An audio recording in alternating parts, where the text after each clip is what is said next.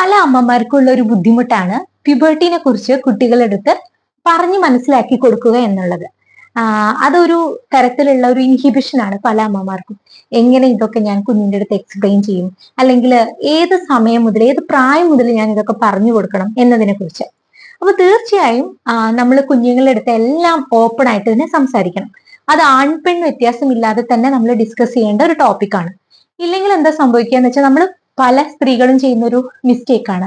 Especially അവർക്ക് എല്ലാം ആൺകുട്ടികളാണ് ഉള്ളതെങ്കിൽ അവർ ഈ ആൺകുഞ്ഞിന്റെ അടുത്ത് നിന്ന് മാറി, അതായത് അവരൊരിക്കലും കാണാതെയൊക്കെ പാഡൊക്കെ ഒളിപ്പിച്ച് നടക്കുന്നൊക്കെ നമ്മൾ കാണാറുണ്ട്. അവർ കണ്ടാൽ എന്ത് വിചാരിക്കും, അല്ലെങ്കിൽ അവർ ചോദിക്കുന്ന പല ആൻസറുകളും നമ്മൾ തെറ്റായിട്ടുള്ള ആൻസേഴ്സ് ആണ്, ക്വസ്റ്റ്യനൊക്കെ തെറ്റായിട്ടാണ് നമ്മൾ ഉത്തരം പറഞ്ഞു കൊടുക്കുന്നത്.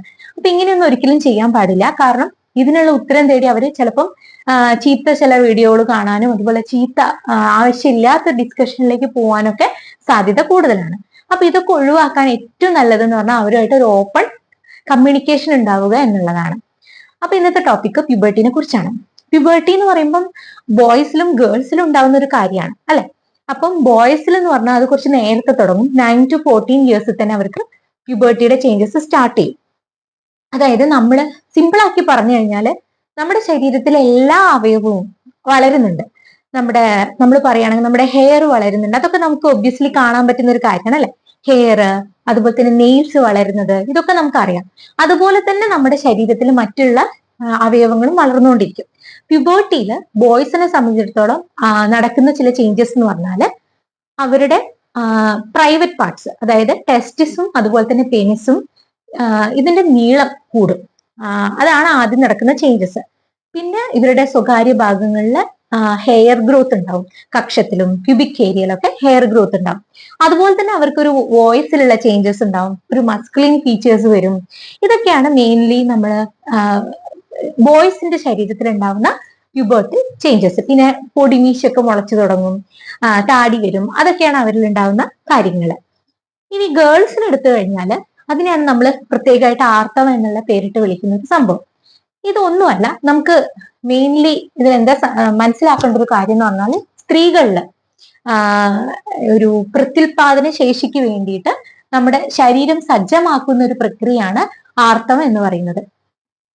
അപ്പൊ ഇതില് കുറെ ഡൗട്ട് കുഞ്ഞുങ്ങൾ ചോദിച്ചു കേൾക്കാറുണ്ട്. മൂത്രം ഒഴിക്കുന്ന സ്ഥലത്ത് കൂടെ തന്നെയാണോ ആർത്തവത്തിന്റെ ബ്ലഡ് വരുന്നത്? അതുപോലെ തന്നെ ഈ ആർത്തവത്തിന്റെ ബ്ലഡ് ചീത്ത ബ്ലഡ് ആണോ, ദുഷിച്ച രക്തമാണോ? ഇങ്ങനെയൊക്കെയാണ് നമ്മൾ പൊതുവെ പറഞ്ഞു കേൾക്കുന്ന കുറെ മിത്തുകൾ. അപ്പൊ ഇതൊന്നും ശരിയല്ല.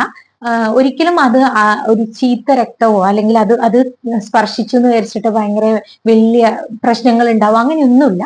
ഇത് നോർമലി നമ്മളെ ബോഡിയിൽ ഉണ്ടാവുന്ന ചേഞ്ചസിന്റെ ഭാഗമായിട്ടുണ്ടാവുന്ന ഒരു രക്തം മാത്രമാണ്. അങ്ങനെ അശുദ്ധി, അങ്ങനത്തെ ഒരു പാർഷ്യാലിറ്റിയും കാണിക്കേണ്ട ഒരു ആവശ്യമില്ല. ബെഡിൽ നിന്ന് മാറി നിലത്ത് കിടക്കണം, അങ്ങനത്തെ ഒരു ആചാരങ്ങളും ഇതിനു വേണ്ടിയിട്ട് നമ്മൾ അനുഷ്ഠിക്കേണ്ട കാര്യമില്ല.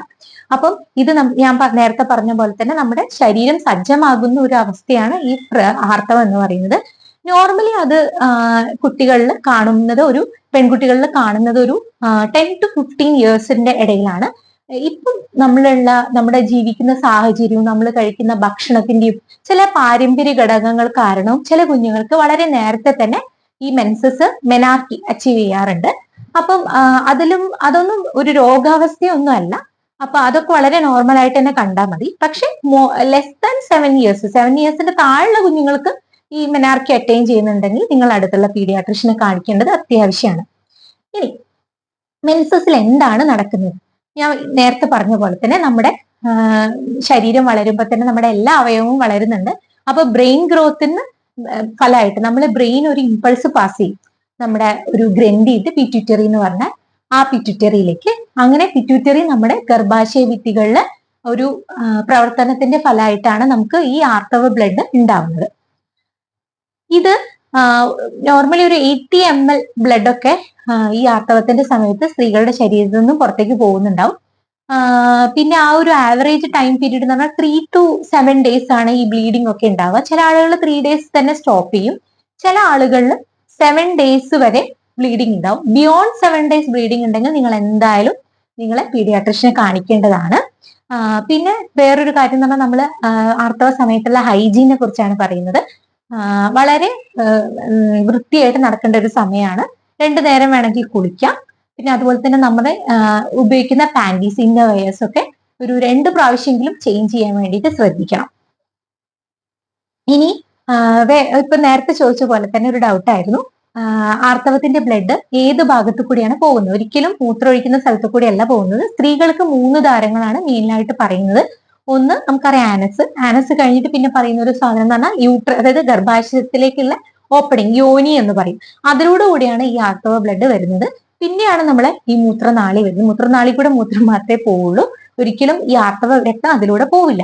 അപ്പൊ ഇതൊക്കെ വളരെ കൃത്യമായിട്ട് നമ്മൾ നമ്മുടെ കുഞ്ഞുങ്ങൾക്ക് പറഞ്ഞു കൊടുക്കണം. പെൺകുട്ടികളിൽ ആദ്യം ഉണ്ടാവുക വളർച്ചയുടെ ഘട്ടം എന്ന് പറഞ്ഞാൽ അവരുടെ സ്തനവളർച്ചയാണ്, അതിനെ തിലാർക്കി എന്ന് പറയും. അത് കഴിഞ്ഞ് പിന്നെ ഉണ്ടാവുക അവരുടെ രോമങ്ങൾ വളരും, അതായത് കക്ഷത്തിലും പുബിക് ഏരിയയിലൊക്കെ. അത് കഴിഞ്ഞിട്ടൊരു അതായത് ഈ ഒരു 2 ഇയേഴ്സിന്റെ ഇടയ്ക്കാണ് അവർക്ക് മെൻസസ്, അതായത് സ്തനവളർച്ച സ്റ്റാർട്ട് ചെയ്ത് 2 ഇയേഴ്സിന്റെ ഇടയ്ക്കാണ് അവർക്ക് മെൻസസ് സ്റ്റാർട്ട് ചെയ്യുക. അപ്പൊ ഈ കാര്യങ്ങളൊക്കെ നിങ്ങൾ കുഞ്ഞുങ്ങൾക്ക് പറഞ്ഞു കൊടുക്കേണ്ടത് വളരെ അത്യാവശ്യമായിട്ടുള്ള കാര്യമാണ്.